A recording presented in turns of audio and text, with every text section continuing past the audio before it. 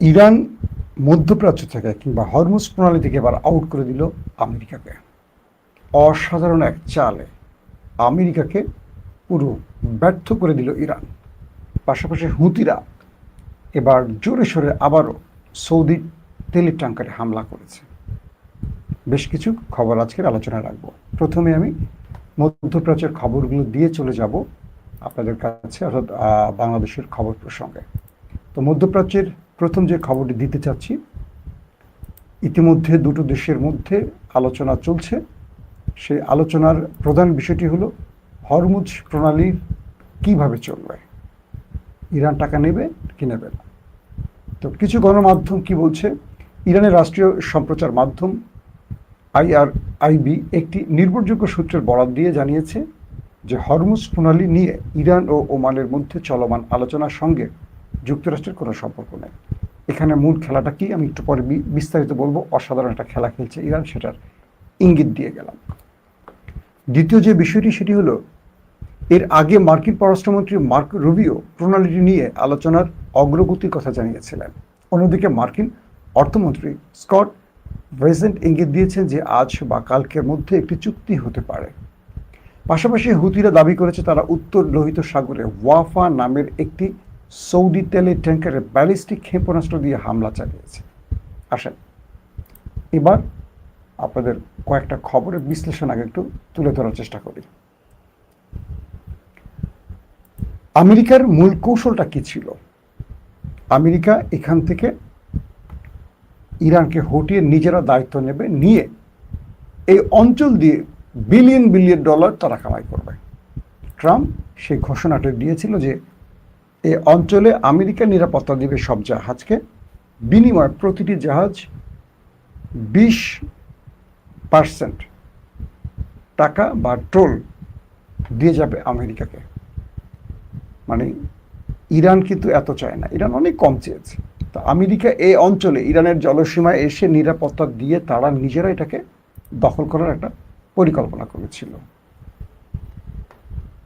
এখন কি হলো, তারা নেভাল ব্লকেড দিয়ে হরমুজ আটকাবার চেষ্টা করলো। ইরান সেই নেভাল ব্লকেডকে টার্গেট করে সিরিজ অ্যাটাক করে করে করে করে দুর্বল করলো, মধ্যপ্রাচ্যে মেরে আমেরিকাকে তক্তা বানায় দিল।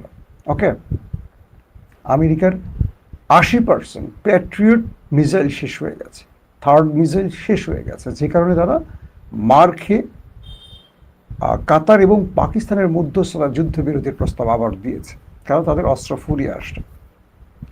এই সময়টিতে ইরান থামেনি, ইরান সারপ্রাইজ অ্যাটাকও করেছে। ইরান কি করলো চালাকিটা, ওমানের সাথে তারা একটা পরিকল্পনা করলো। মাঝখানে ওমান ইরানের পক্ষে ছিল, আমেরিকা এবং মধ্যপ্রাচ্যের ঠাপ খেয়ে মানে চাপ খেয়ে ওমান ইরানের বিরুদ্ধে চলে যায়। এরপর ইরান ওমানের সিরিজ কয়েক দফা অ্যাটাক করে। কয়েক দফা অ্যাটাকের পর কি ঘটে, আবারও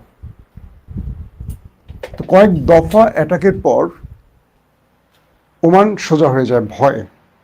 কারণ ওমান বুঝতে পারে যে আমেরিকার পক্ষে থাকলে ইরান তাদেরকে ছাড়বে না। ইরান তাদের কন্টিনিউ এভাবে হামলা করে বাকি আরবের মতো শেষ করে ফেলবে। এই ভয়টিতে ওমান আবার ইরানকে প্রস্তাব পাঠায় যে আমরা তোমার সাথে আলোচনা করতে চাই, তুমি আমাদেরকে আর ধলাই টলাই দিও না। ইরান কি করে, ওমানের কথা রাখে, ঠিক আছে তোমাকে আর ধলাই দেব না, কুয়েত কাতার জর্দানের মতো তোমাকে আর মারবো না। কারণ যেহেতু ইরানের মিত্র বন্ধু ওমান, মাইরা মানে মাঝে মাঝে বড় ভাইরা ছোট ভাইদের মাইরা রাস্তা সঠিক রাস্তা চিনায় এরকম। তো ওমানের সাথে আলোচনা হয়, সেই ওমান বলে হরমুজের ঢোকা আর বের হওয়ার যে সিস্টেম, একটা কন্ট্রোল করবে ইরান, একটা কন্ট্রোল করবে ওমান, এবং দুই পক্ষ যে টোল আদায় করবে এটা ভাগাভাগি করে নেবে। এই দুই পক্ষ যখন টোল আদায় করবে, এখানে কি আমেরিকা আছে? যখন আমেরিকা হরমুজ নিয়ে পোদ্দারি করতে আসছে, মাস্তানি করতে আসছে, বেশি ভাব দেখাইতে আসছে, ইরান ওমানকে ভাজে এনে এমন একটা চুক্তি করে ফেললো যে চুক্তির ফলে হরমুজে বা ওমান সাগরে ইরানের আমেরিকার আর কোনো খানা নাই, আউট হয়ে গেছে পুরা। সেই চুক্তিটি ওমান এবং ইরানের মধ্যে হয়ে গেল।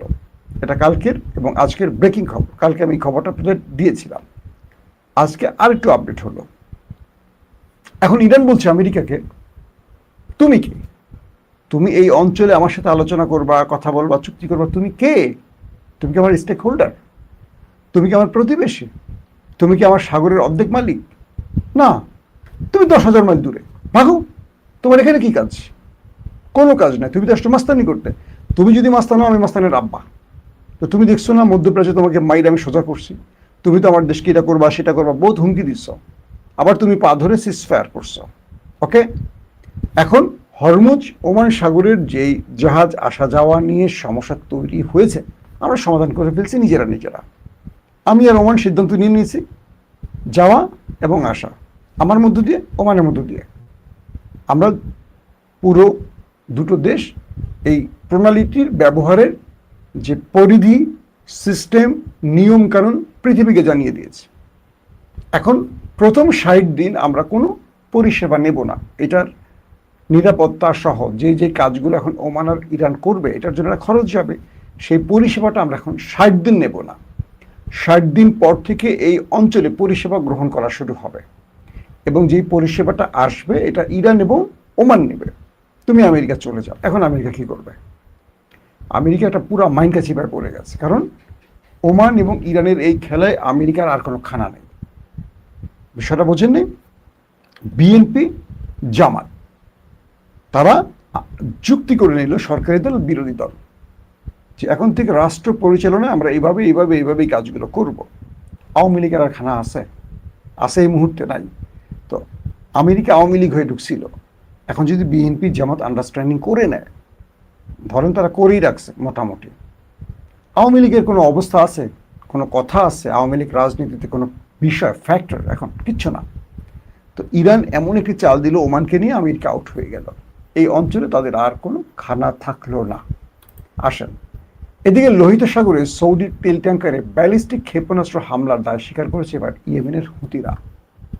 তারা জানিয়েছে ইয়ানবুর কাছে সৌদি ট্যাঙ্কার ওয়াফা আক্রান্ত হয়েছে, যার ফলে 22 জুলাই থেকে লক্ষ্যবস্তু হওয়া ট্যাঙ্কারের সংখ্যা বেড়ে 8 দাঁড়িয়েছে। অর্থাৎ সৌদির 8টি ট্যাঙ্কারে হুতিরা সফল অ্যাটাক চালিয়েছে। ইয়েমেনের হুতি গোষ্ঠী আজ দাবি করেছে তারা ইয়ানবু উপকূলের কাছে উত্তর লোহিত সাগরে সৌদি তেল ট্যাঙ্কার ওয়াফাকে একাধিক ব্যালিস্টিক ক্ষেপণাস্ত্র দিয়ে হামলা চালিয়েছে। গোষ্ঠীটির সামরিক মুখপাত্র ইয়াহিয়া সারি এক্সে দিয়ে এক বিবৃতিতে বলেছেন যে ক্ষেপণাস্ত্রগুলো ট্যাঙ্কারটিতে সঠিকভাবে আঘাত হেনেছে। তিনি বলেন, এই হামলাটি ছিল সৌদি আরবের বিরুদ্ধে গোষ্ঠীটির তথাকথিত সামুদ্রিক অবরোধ ও অবরোধের বদলে অবরোধ কৌশলের অংশ। ইয়াহিয়া সারি বলেন, এই হামলার ফলে 22 জুলাই অবরোধ শুরু হওয়ার পর থেকে গোষ্ঠীটির লক্ষ্যবস্তুতে পরিণত হওয়া সৌদির তেল ট্যাঙ্কারের সংখ্যা দাঁড়ালো 8-এ। বুঝতে পারছেন? তিনি আরও বলেন যে 29টি সৌদি তেল ট্যাঙ্কারকে লোহিত সাগর ও আরব সাগর দিয়ে যেতে বাধা দেওয়া হয়েছে। তিনি বলেন, বাব আল মান্দাব প্রণালী থেকে গোষ্ঠীটি তথাকথিত অবরোধ আরোপে সফল হওয়ার পর তাদের তেল ট্যাঙ্কারগুলোকে উত্তর লোহিত সাগরের দিকে ঘুরিয়ে দিয়েছে। এবং তিনি বলেন, ফলাফল যাই হোক না কেন, দলটি মানে বিদ্রোহী হুতিরা সামুদ্রিক প্রবেশ পথ বন্ধ করতে এবং সৌদির তেল ট্যাঙ্কারগুলো চলাচল আটকাতে উত্তর লোহিত সাগরে হামলা অব্যাহত রাখবে এবং আরও তীব্র করবে। এখন পর্যন্ত সৌদির পক্ষ থেকে কোনো বক্তব্য আসেনি। আপনারা মোটামুটি আজকের মধ্যপ্রাচ্যের ব্রেকিং সংবাদগুলো পেয়ে গেছেন। এখনও হুতিরা ধোলাই খাচ্ছে, হুতিদের হাতে ধোলাই খাচ্ছে সৌদি আরব। পাশাপাশি আমেরিকা মানে ইরানের কাছে তার বড় একটা পরাজয় ঘটে গেছে। আরও অনেকগুলো খবর ছিল, রাতে দেব। এখন আসি বাংলাদেশ প্রসঙ্গে।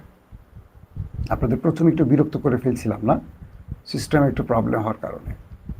আজকে বায়তুল মুকাররমের উত্তর গেটে বোধহয় জুলাইয়ের দ্বিতীয় বর্ষ পালন করছে 11 দলীয় জোট।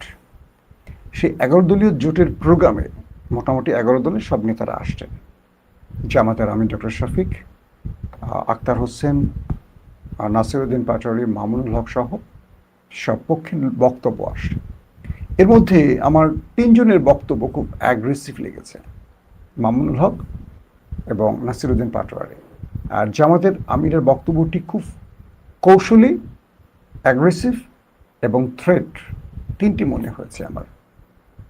তিনি বলছেন, ডক্টর শফিক বলছেন যে আপনারা কার ইশারা, তারেক রহমানকে বলছেন যে আপনারা কার ইশারায় জাতিকে দেয়া ওয়াদা ভঙ্গ করছেন।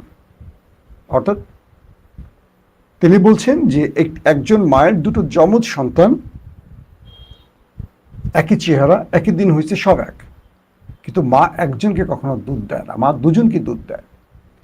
একই সঙ্গে ভোট হয়েছে, একই সাথে সিল হয়েছে, আপনি সংসদে বসেছেন, প্রধানমন্ত্রী হয়েছেন, দেশ চালাচ্ছেন, সরকারে বসছেন, কিন্তু একই সঙ্গে 70% মানুষের যে ভোট পড়েছে গণভোটের পক্ষে, সেটাকে আপনি অবজ্ঞা করছেন, সেটাকে মানছেন না। এভাবে চলবে না। আপনি কার কাছে, তারেক রহমানকে বলছেন, আপনি কার কাছে দাসখত দিয়ে গণভোটের বিরুদ্ধে দাঁড়িয়েছেন, এটা জাতি জানতে চায়। আরও অনেক কথা তিনি বলেছেন। পাশাপাশি তিনি আরেকটি কথা বলেছেন, নাসিরউদ্দিন পাটোয়ারি কোরআনের একটি আয়াত তারপর বলছেন যে তারেক রহমানের কাছে ভালো কিছু পাওয়া যাবে না। নাসিরউদ্দিন পাটোয়ারির বক্তব্য, তিনিও বেশ অ্যাগ্রেসিভ বক্তব্যগুলো দিয়েছেন, আমার কাছে তাই মনে হয়েছে। এবং তিনি আরও বলেছেন যে জুলাই বিপ্লবীরা ঘরে ফিরে যায়নি, জুলাইয়ের জন্য 2000 রক্ত দিয়েছে বা 1400 রক্ত দিয়েছে, প্রয়োজনে আরও রক্ত দেবে, 2800 রক্ত দেবে, কিন্তু তারেক রহমান তাকে ক্ষমতা থেকে সরানো হবে, এরকম হুমকিও তারা দিয়েছে।